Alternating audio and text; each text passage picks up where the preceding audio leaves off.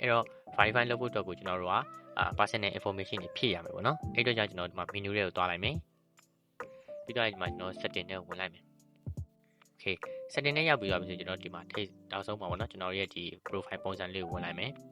okay ဝင်ပြီးသွားပြီဆိုရင်ကျွန်တော်တို့ဒီမှာ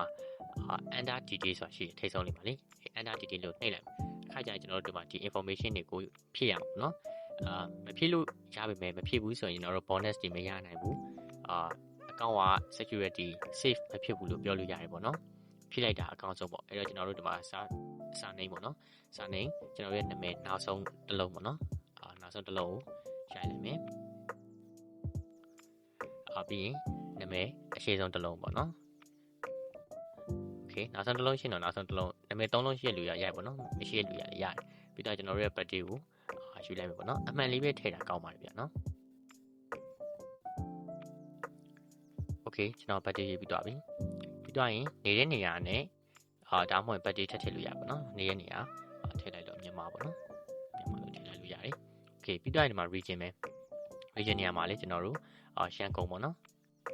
နေတဲ့နေရာကိုထည့်ပေးလိုက်လို့ရတယ်ပြီးတော့ city ရှမ်းကုန်းပဲပေါ့နော်ထည့်လို့ရတယ်โอเค resident address ကိုလည်းကျွန်တော်တို့ရှမ်းကုန်းပဲထည့်လို့ရတယ်โอเคပြီးတော့ကျွန်တော်တို့ဒီမှာ document type ပေါ့နော်ကျွန်တော်ရဲ့ဘာကတ်နေပေါ့လုံးပါလေပေါ့နော်ကျွန်တော်တို့ကဒီမှာ national ID နိုင်ငံသားစစ်ဆေးကတ်ပြားနဲ့ verify လုပ်လို့ရတဲ့အတွက် national ID ကိုရွေးပေးလိုက်မယ်ပြီးတော့ရင် city ပေါ့နော်ရန်ကုန်မှာဆိုရင်12မြင်းဆောင်ပေါ့နော်အဲ့လိုပုံစံမျိုးပေါ့အဲဆိုရန်ကုန်ကဆို12မြင်းဆောင်ထည့်လိုက်လို့ရတယ်ပြီးတော့ရင်မှတ်ပုံတင်နံပါတ်ပေါ့နော်โอเคထည့်လိုက်လို့ရတယ်ပြီးတော့ရင်ဒီနေရာမှာကျတော့မှတ်ပုံတင်ထဲမှာမှတ်ပုံတင်စလုပ်တဲ့ရက်ဆွဲပေါ့နော်အဲ့ဒါကြီးကတိကျမှတ်ငယ်ဖို့မလို့ဒါပေမဲ့ထည့်လိုက်လို့လည်းရတယ်ပေါ့နော်โอเคရပါပြီ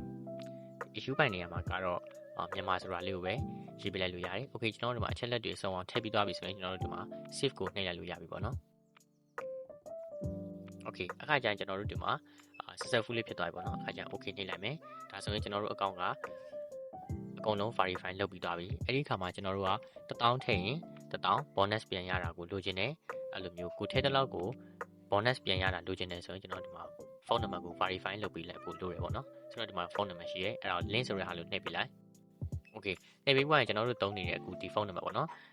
အရှိရနံပါတ်ကို6ခန့်ပြီးသွားရင်ကျွန်တော်ရဲ့ phone number ကိုရိုက်309ထည့်စရာမလိုဘူးပေါ့နော်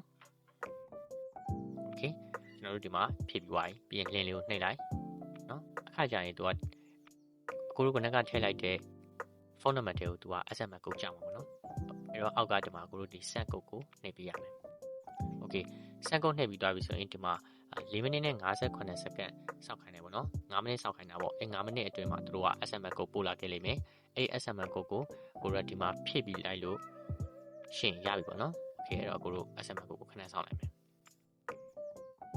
okay ကုတ်ကတော့ကြာလာပြီကိုတို့ကုတ်ကိုဖြည့်လိုက်မယ်ကုတ်ကတော့9လုံးဖြည့်လိုက်မယ်ပေါ့နော် okay ကုတ်ဖြည့်ပြီးသွားပြီဆိုတော့အောက်ကကောင်လေးကိုကျွန်တော်တို့နှိပ်လိုက်မယ် okay နှိပ်ပြီးသွားပြီဆိုရင်ဒါ verify နဲ့လုပ်ပြီးသွားပြီဖုန်းနံပါတ်လေးထည့်ပြီးသွားတာဖြစ်တဲ့အတွက်ကြောင့်အကုန်လုံးအဆင့်တွေအကုန်လုံးပြီးသွားပြီအမှထပ်ပြီးတော့ကျွန်တော်တို့လုပ်ဆရာမလိုတော့ဘူး game တွေကိုစဆော့လို့ရပြီအဲ့တော့လူကြီးမင်းတို့လည်းကျွန်တော်ရဲ့ဒီဗီဒီယိုလေးကိုကြည့်ပြီးတော့လူကြီးမင်းတို့ရဲ့ Winesback account တွေကိုလွယ်လွယ်ကူကူနဲ့ကိုယ်တိုင်ဖွင့်နိုင်ကြပါစေလို့မျှော်လင့်ပါတယ်အားလုံးကိုကျေးဇူးတင်ပါတယ်ခင်ဗျာ